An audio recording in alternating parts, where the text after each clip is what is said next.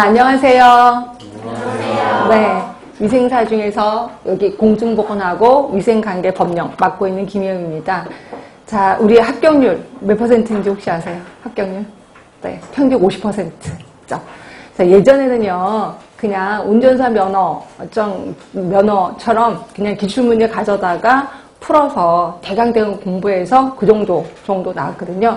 근데 요새는 절대로 그럴 수 없다는 것만 알고 계시면 돼요. 그러니까 예전처럼 시간적 투자 조금 해서 그냥 되는 게 이쪽 분야가 아니라는 것만 알고 계시면 돼요. 그래서 어차피 공부하려고 여기 모이셨잖아요. 이왕 하시는 거 시간적 투자를 좀 하자. 제대로 하자는 거죠. 그래서 투자를 제대로 해서 그 다음에 원하는 목표에 도달할 수 있게끔. 그래서 저희 전문가 눈으로 볼 때는요, 문제가 아주 쉬워요. 왜? 공부 조금만 하면 쉽거든요. 근데 그 조금을 투자를 안 해서 이게 합격률이 한 50% 정도밖에 안 된다. 이렇게 생각하시면 돼요. 그래서 여기 오신 분들은 제가 이제 열심히 암기 팁도 좀 알려드릴 거고요. 그 다음에 좀 이해하기 쉽게, 왜냐면 전공이 아니신 분들이 좀 많잖아요. 그래서 좀 이해하기 쉽게, 그리고 암기 팁도 드리면서 따라올 수 있게끔 자꾸 반복해서 연습할 겁니다. 그래서 오늘도 나눠드릴 유인물을 잠깐 보시면 거의 괄호넣기가 있어요. 이 괄호넣기 갖고 계속해서 암기할 수 있도록 제가 계속해서 여러분을 들들들들 볶을 거고요.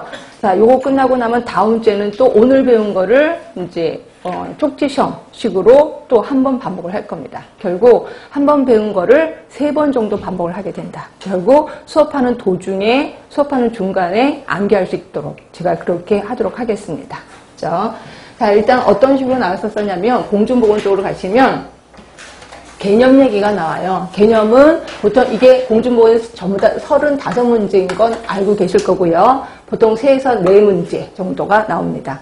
그 다음에 역학이 좀 제일 중요하겠죠. 근데 역학을 되게 어려워 하시더라고요. 근데 역학을 좀 깊게 시간적 투자를 하다 보면 되게 쉬운 게 역학 부분이라고 생각하시면 되고요. 이게 많이 나올 때는 제가 그때 한번 시험 보러 갔을 때는 8문제까지 나오더라고요. 역학이. 근데 그때는 좀 많이 나올 때고 보통 6에서 7문제 정도가 나옵니다. 그래서 역학 부분은 시간적 투자를 좀 해야 될 것 같고요.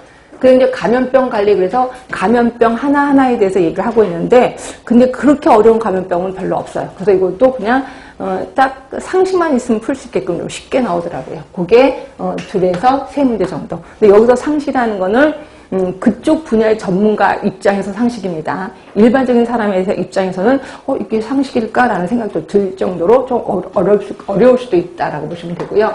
만성질환도 역시 2에서 3문제 정도 나오는 거고요. 보건행정이야말로 진짜 어려워하시더라고요. 역학보다 조금 더 어려운 게 보건행정. 그래서 여러분 중에 혹시 행정 부분을 전혀 모르시면 도대체 이거 뭘 하는 거야? 라고 멘붕 상태에 빠지게 되는 게 이 분야거든요. 이게 4에서 5문제까지 나올 때도 있습니다. 이렇게 있고요. 이제 보건관리, 제복근 보건관리 있지만 여기 안에 모든 내용이 다 들어가 있습니다. 인구, 역량, 모자보건, 학교보건, 통계 등등 여러 가지가 들어가 있기 때문에 각각의 보통 9개 정도가 들어가 있습니다. 9개 분야가. 그래서 여기에서 2문제만 나와도 이 정도 문제는 나오죠. 그래서 대부분 많은 부분을 차지하는 게 요거긴 하지만 여기 안에 여러 가지 그 내용이 있기 때문에 그렇게 달락달락 본다면 당연히 역학이 최고도로 많이 나오는 부분이다라고 아실 겁니다. 자, 그리고 이제 위생관계법령에서 보시면 공중위생관리법, 이게 모두 6개의 법인데요. 다 똑같이 나오진 않습니다. 정말 다행히도. 그래서 공중위생관리법 하면 한 4문제 정도가 나오는 거고요. 식품위생법 양이 엄청나거든요. 근데 거기서 한 5문제, 많게는 6문제까지도 나오긴 합니다. 이 중에서 가장 많이 나오는 거는 감염병 예방법이요. 이게 가장 문제가 많이 나오고요. 그리고 요게 올해 말고 내년으로 가면 확 바뀌는 걸 아시죠? 예, 그래서 그것 때문에 요거는 조금 시간적 투자를 하겠습니다. 워낙 많은 부분이 나오니까. 그 다음에 먹는물 관리법, 폐기물 관리법, 하수도법은 많게는 3개인데, 근데 3개까지는 거의 안 나오고 한 2개 정도로 나오는데, 정말 다행인 건 뭐냐면 나오는 부분만 나와요. 그래서 제가 이건 내용이 좀 많긴 하지만 제가 나오는 부분만 얘기를 해드릴 겁니다. 그렇죠? 그래서 그 부분만 공부하시면 얼추 괜찮을 것 같긴 해요.